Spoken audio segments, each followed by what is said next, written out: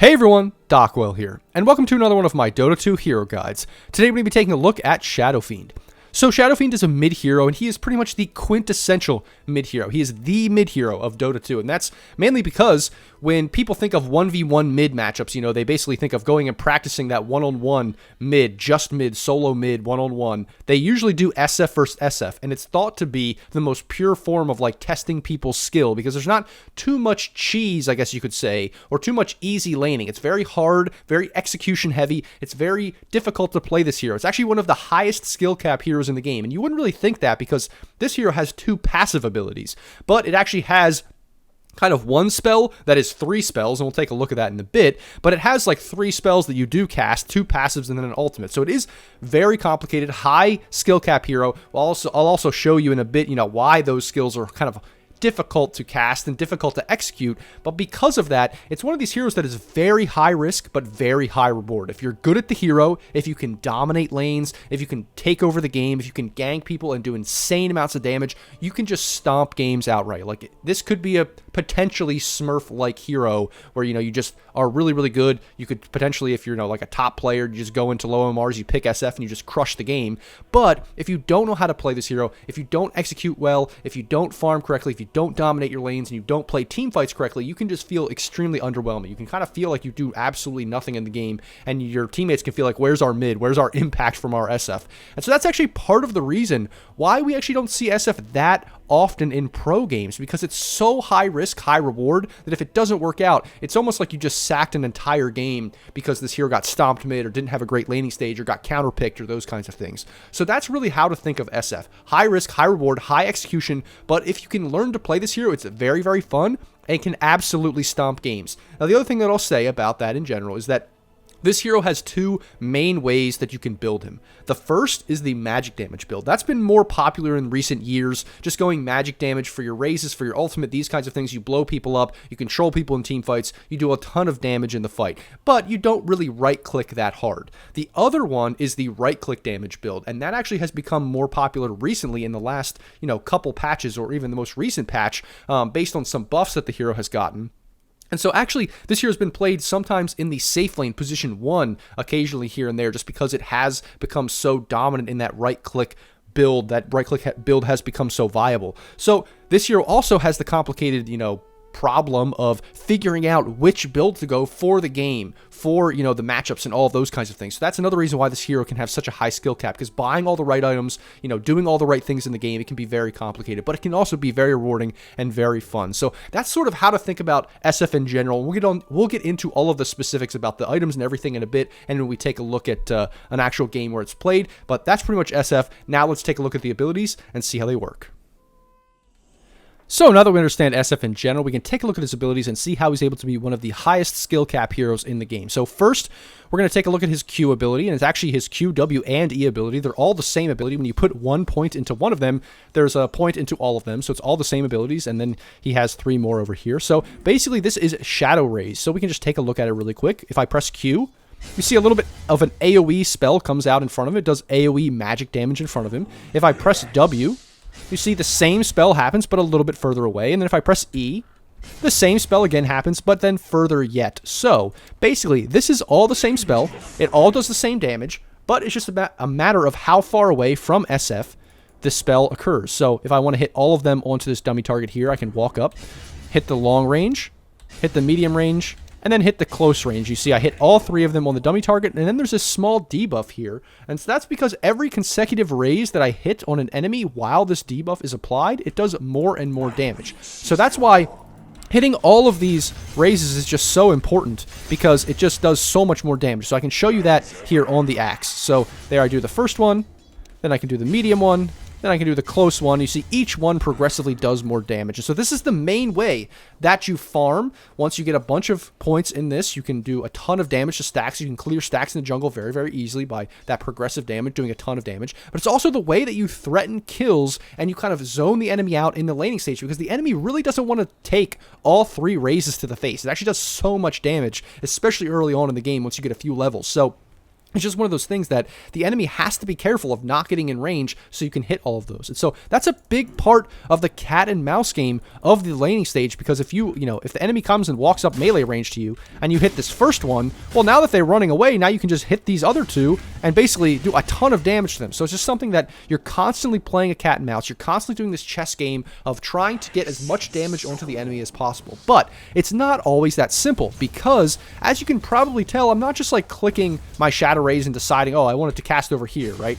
I'm actually just clicking the button and then it just casts right in front of SF. And that's because it's all directional about where SF is facing. So if I'm facing over here, the rays will cast that way. If I'm facing over here, the rays will cast that way. So it can be kind of difficult to line yourself up to make sure you're casting raises correctly. Because let's say I want to go over here and there's a creep in my way, Shadow Fiend will slightly move. And so that actually just changes his positioning a little bit, which can mess up how you're how you're casting your rays. Well, there's a couple ways to deal with that. First is you can click really close to the hero. So this makes you be a little bit more precise. If I'm clicking further away, like let's say I'm clicking up here on the high ground, SF might start like moving back and forth, as you can see, and so it just kind of messes up where you're directionally moving. So you want to kind of be clicking closer to the hero to be a little bit more precise. The other main way, though, that a lot of people use if they're SF players is they go to the hotkeys and then they go to directional move and they assign a key to directional move. And so the big difference here is that if I right click up on top of this cliff, SF tries to run around the cliff to try to get to that position on the map. If I hold M, the directional move that I currently have assigned,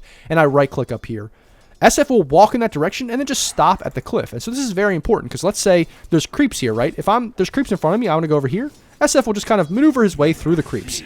If there's creeps here, and let's say I want to go this direction, well, if I hold M and I walk to the creep, I'll get actually blocked by the creep. So this is obviously isn't something you want to do like for movement, but it's very, very good for lining up your spells so that you can hit all 3 Shadow Raises right in a row to make sure that you're connecting them onto the enemy and making sure that you're maximizing your damage. So that's the biggest part of the spell. It's why it can be such a hard spell to learn how to hit effectively, especially throughout the game when so many different things are happening, making sure you're lining up your hero right to get that most effective, most efficient damage in. So that's pretty much Shadow Rays. There's only a couple other things that I'm going to show you about it. The other one is that you can cancel the animation. So basically, if I press my Shadow Rays here, you can see there's a decent animation. So it does take a little while for the actual spell to come out, and I can press stop to cancel it. But the other thing that's important as well is that each raise has a different animation. So you can see here, this Q close range one kind of has a top-down animation.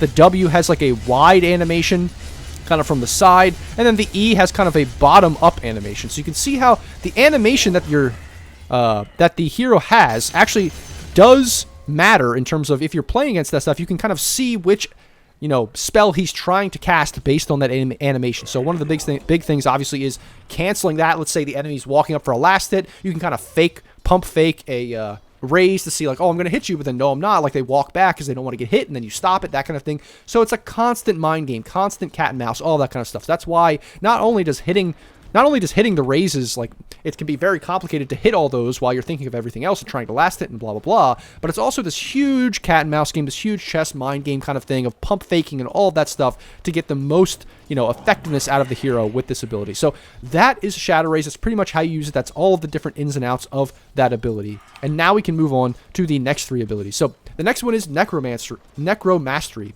So Necromastery is the other ability that kind of ties in with your laning stage. It's pretty straightforward, pretty simple. With every last hit that you get a soul, and then that soul count just increases your damage. So we can see here, I already have a 6 Necromastery buff above my hero there because of the last hits that I've gotten throughout, just talking when I've hit creeps with raises and stuff. And then as I get more last hits here, you can see that my Necromastery is increasing. And so I'm just doing more damage. So not only is this hero, a big threat with all of this magical spell damage with these 3 raises in the laning stage, but then once you start getting last hits and once you start getting some points in Necromastery, now you start doing a ton of right click damage. So you can just kind of zone people out, not only with your raises but also with your right click damage, and now you can outlast hit people, out deny people like crazy in the lane once you start snowballing it. So you can see how it can be a very high risk, high reward for this hero. That's the other thing, is that with these raises and with this Necromastery, if you don't have a good laning stage, if you get dominated, if you get pushed out of the wave, level 1, level 2, wave 1, wave 2, it can be very hard for you to recover with this hero because you need a lot of mana for your raises, and you need a lot of Necromastery stacks to start snowballing and to farm jungle and all of those kinds of things. So like I said, feast or famine kind of hero, all or nothing kind of hero, high risk, high reward. So that's Necromancery. Now the other last thing to think about it is, or last thing to know about it is that on death, you actually release 40% of your souls that you have. So just keep that in mind. It's not a hero that you really love to buy back and just jump right back into a fight, because not only are you doing less right-click damage, but you're actually doing less ult damage, and we'll talk about that in a second when I get to the ult. But just keep that in mind. These Necromastery, these souls actually tie into the ult as well. So next, before we get to that, we're just going to look at Presence of the Dark Lord. Pretty straightforward, pretty simple. Actually, the simplest spell in this hero. It's the only really simple thing about the hero. It's just there's a big AoE there, and just any enemy in the AoE has minus armor. You see the minus armor there scales as you put points into it. The AoE is just right there, and it just makes this hero able to do more right-click damage. So not only is he doing more right-click damage because of Necromastery souls, but also he's doing more right-click damage because of the minus armor that he has in that AoE, kind of like an Assault Cuirass and other things like that, with this ability. Pretty straightforward, pretty simple. Just allows him to do more right-click damage. And then lastly, we'll take a look at Requiem of Souls. So this is his ultimate ability, and it ties in with his souls because, let's say, I'll get a few more last hits here. With the souls that you have, you see I max out on 20. Basically, when I channel this ability, so it's a little channel ability, and then you pop the ultimate, and a bunch of souls are released out here. Now, they're not released, I still have them, but they kind of fly out from me in an AoE, and that just does damage in an AoE. The other thing that it does is, not only does it do damage, but it also shoots the souls out that fear people. So let's say the axe is right there, and I cast this. The axe is now feared, running away from me in the direction that it was hit from me in that AoE. So that's very, very important as well, because it also has a lot of team fight potential. So if you're in the middle of a team fight, you cast this and people aren't BKB'd, then they just run away. You can do a ton of, team fight control with this ability. Now, one thing to keep in mind is these souls that are released do damage based on where they hit. So basically, you want to be as close to an enemy as possible when you're channeling it, because you want to hit them with as many souls as possible because they come out in AoE. So we'll show you that here with the axe. So I get right next to him, and then I use the ability. It does so much damage, and that's a lot more damage than if I'm further away. So if I'm further away, it still does damage, but not nearly as much. It's more for the fear that I'm using it if it's that far away. So the ways to combo this is obviously to be right next to the hero that's potentially stunned. You can also buy Shadow Blade and walk up to them if they're farming or something and just standing still. But the other main way is if you're using like the magic damage build is you'll go Yules. You'll Yules them in the air, you'll walk up close to them, you'll channel, and then as soon as they come down, you release it. They don't really have they don't have time to cast an ability to do anything really. The only thing they can probably do is BKB and stuff like that, but even sometimes you can get really, really good at timing it, and then you can, even prevent them from casting other spells like Blink and all of that kind of stuff if you're really good. I'm not the best SF player, so I don't have the best timing, but, I mean, you can just keep practicing and generally get a good timing where you're casting it right as they land, and you just do so much damage. Now, the last thing that I'll say about Requiem of Souls is that you also want to combo this with your raises. So I'm not the best at this, but if we see the axes here, and I'm going to Yules him up, and then I'm going to Requiem of Souls. The other thing is I want to cast my raises all right in a row to hit all three on him. So not only am I doing insane magic damage because I'm next to him with this, but I'm also hitting all three souls, or all three shadow raises for the maximum damage from all shadow raises, but all of the stacks. So you can see how you can easily pick off people. Plus you can mix in some right clicks there with the fear as well if you want to, if you have a lot of attack speed. So that's basically how to play this hero, especially with the magic damage build, because you'll go Blink, you'll go Yules, you'll go other magic damage things, so you can just kind of blow people up full to zero if they're caught out of position. So that's pretty much how to play SF. Those are how to play his, or how to use his abilities, how to think about his abilities. The last thing I'll say is that because of the right-click potential with this extra damage, and with this Presence of the Dark Lord, you also now have this shard that consumes Necromastery souls every few seconds to do even more damage. So you can see I'm doing a ton of damage, but then I release a soul out there, it does even more. So it's just one of the big reasons why now this hero is even being played as a carry, because the right-click potential for this hero is just absolutely insane when you go like normal right-click items, like especially crit and all of this kind of stuff. You can just be really a tanky right-click beast, especially as a really good ranged hero. So that's the other thing to notice, or to note about SF with the right-click build and building normal right-click items. Now, because this is long enough, I might as well just mention the Agnum Scepter here. Basically, you channel it. it does the same thing, except it actually just brings the souls back to you. So it just does a little bit extra damage, just a little bit better for team fights and those kinds of things. But it's not the best overall. They may change it in the future, but that's pretty much his Ags and his Ags shard. But those are all of SF's abilities. You can probably see how it can be very, very complicated to play this hero to its full potential, but it just has so much potential, and it can be so fun in so many different ways, whether you're doing the magic damage build or the right-click build. So now that we understand the hero, let's jump into a game and see how he's played. So now we're jumping into a replay here of Paparazzi playing mid SF against Queen of Pain. And basically, I want to show you a few things that are very, very important, because the first wave is so, so important. So the first thing is that he has 3 Iron Branches, but he still only has 45 damage. This hero has very, very low damage. One of the lowest damages for right clicks early on in the game. And that's just how it's balanced, because if he didn't have that, he would be just way too overpowered. But I want to show you how he goes with the raise, and he just immediately starts harassing and zoning out this Queen of Pain, trying to hit 3 raises on the Queen of Pain as quickly as possible to, like, basically zone out the Queen of Pain so that he can get as many last hits as possible.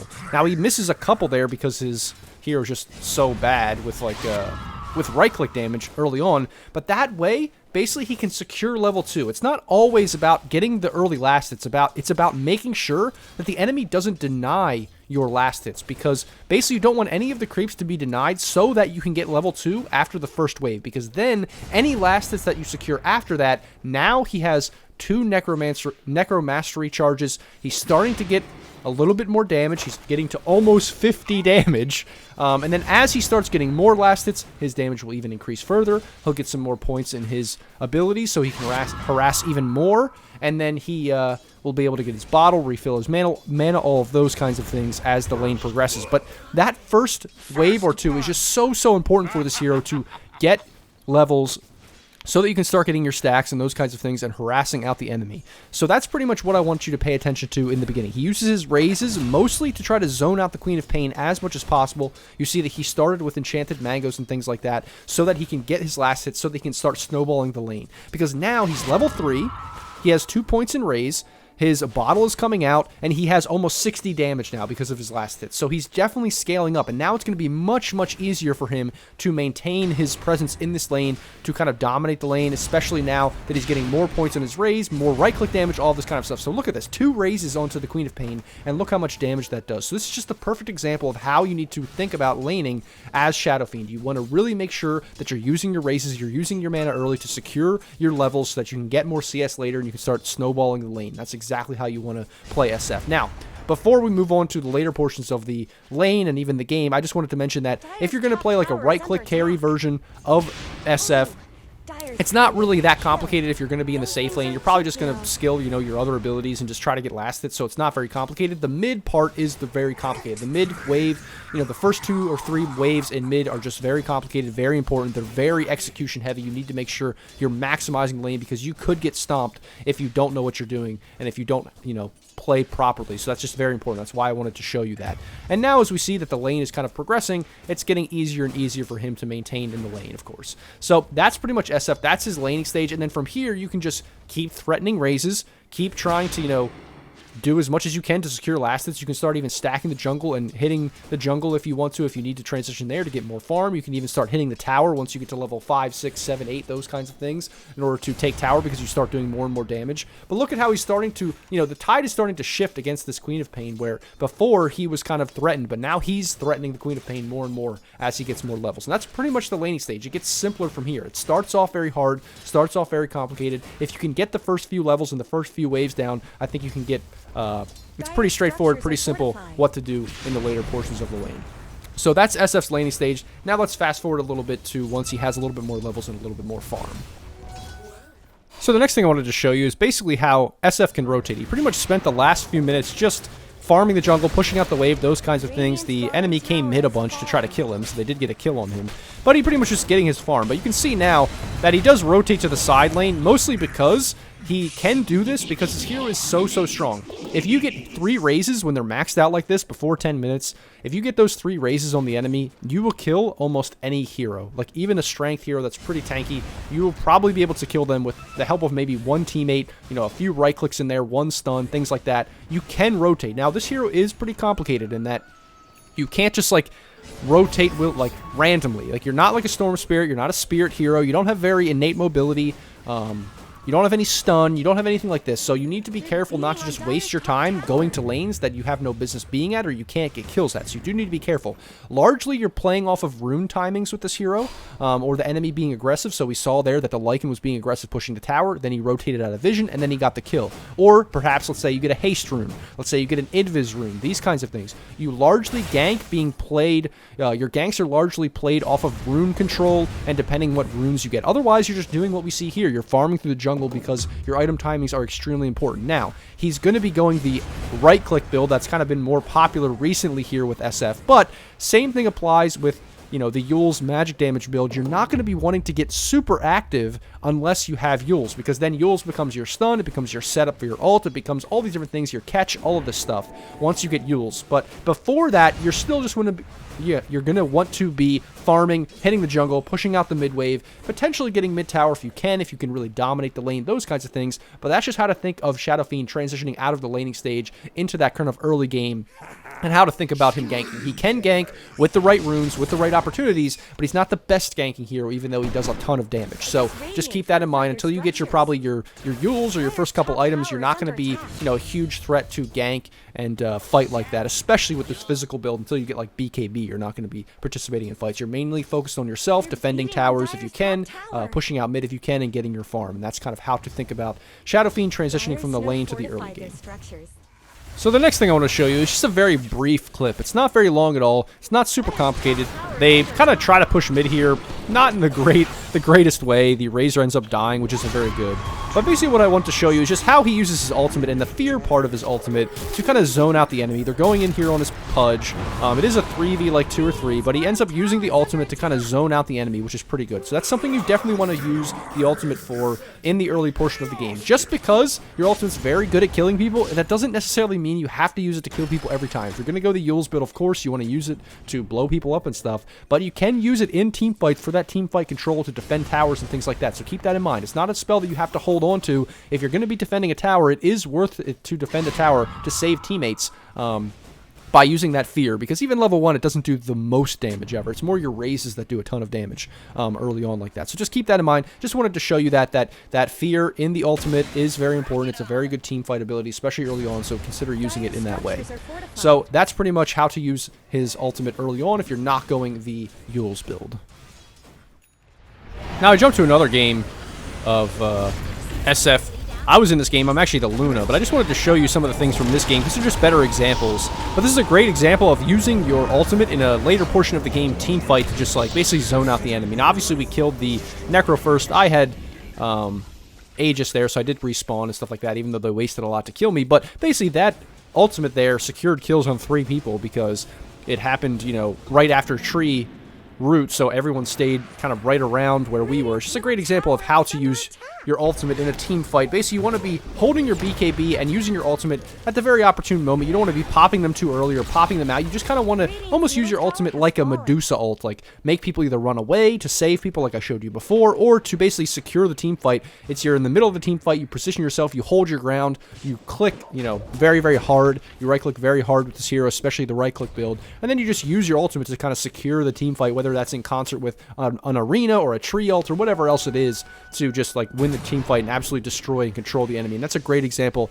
of using your team fight later in the game with SF. Otherwise, when you're playing this kind of physical damage build, like I said, you kind of just act almost like a Medusa. You just stand your ground. Your whole point is to basically be so beefy, so strong that it's very, very hard for the enemy to really contest you when your whole team is standing around you. You're just clicking for so much damage. You have your BKB, so you're hard to kill, and then you also are you know, you're using your ultimate and you're right-clicking just for an insane amount of damage. So it's very similar in that way in how you play, especially with the right-click build. And then next in a bit, I'll show you actually how to use the hero more when it's like magic damage for pick-offs and things like that. But otherwise, this is how you play SF, just in general in team fights when you're doing the right-click build. Now, the next thing I want to show you is how to get pick-offs with either Invis runes, or you can even buy Shadowblade. A lot of people buy Shadowblade this hero. So this is just a perfect example of how to do this in this game, even though he's going this like quasi right-click build. I don't know, this build's not great, but basically you just get your Invis rune. You can walk up to where you think an enemy is going to, you know, potentially stay for a while, get right next to them like he does here, and then boom, you just pop your ultimate, you get your raises in, kind of like I showed you in the ability section, and then you blow people up. And at this portion of the game, you know, once you get a few items, you can really just annihilate people, even at 30 to 40 minutes. Even despite him not going any real magic damage items, he basically just killed the Morphling full to zero there with his combo, his magic damage combo with that Invis Rune. So the same thing can be true if you buy Shadow Blade or Yule's, basically set up for that combo, and that's something you can do throughout the entirety of the game. So obviously your right-click damage build is going to be more, you know, acting as a strong carry where you're standing in the midst of people and fighting, whereas your magic damage build is going to be more about going to the side lanes, getting pickoffs, using your Yules or your Shadow Blade to kind of get people out of position, use your ult combo and all those kinds of things to blow people up very quickly like we just saw. And that's kind of one of the main ways to play SF with the magic damage build, with kind of picking people off with that magic damage that you can dish out with your ultimate and also with the raises in combination. So that's just a good example of how to do that there. Now the last thing I want to show you is basically just how late game SF can do so much damage with this right click build. So we see here he almost like 3 shots to line. It was actually insane. The AM jumps in. The AM's pretty farm, top net worth 23,000 net worth basically, and he just absolutely obliterates the AM with that. So that's the biggest part of this hero, especially if you're going the right click build, is just how to effectively utilize your damage by obviously farming correctly, getting as many items as you can, but then using your ultimate and your BKB at the correct time. We also see that Roshan fell so quickly. That was a Pudge, Razor, SF.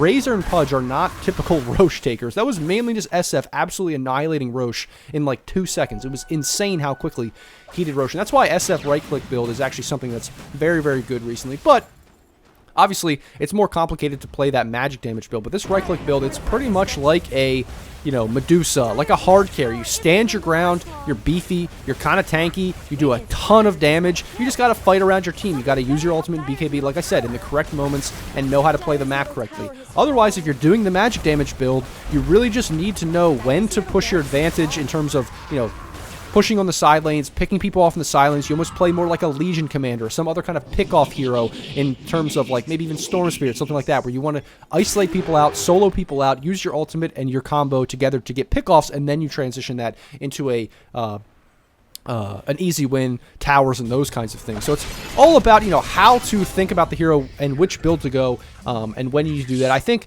mainly if you're looking for a shortcut about which build is best for which game, right now I just think that physical build SF is better overall, but I do think that it's a lot based on what your carry wants to do as well. If your carry is like a hard farming hero, like a Medusa, like a Luna, like some hero that really wants to hit the jungle and doesn't want to participate in early fights that much, then maybe you want to go more of a magic damage build, just because it's going to be that needs to create the space for the Luna rather than you that wants to like take the jungle farm, take the triangle farm, those kinds of things. Now, if your hero is more like, your carry hero is more like a Razor or something, like we see in this game, you can definitely go that physical build, especially if you're going mid, and you can take the triangle, you can take more of that safe farm, and you can become that kind of beastly late game right-click carry, like we see in this game. So that's kind of how to think about SF, how to think about him in general, how to play him. He honestly is a very complicated hero, especially early on. Then once you get to the later portions of the game, once you have a good game, he becomes a little bit easier because you're not necessarily relying on positioning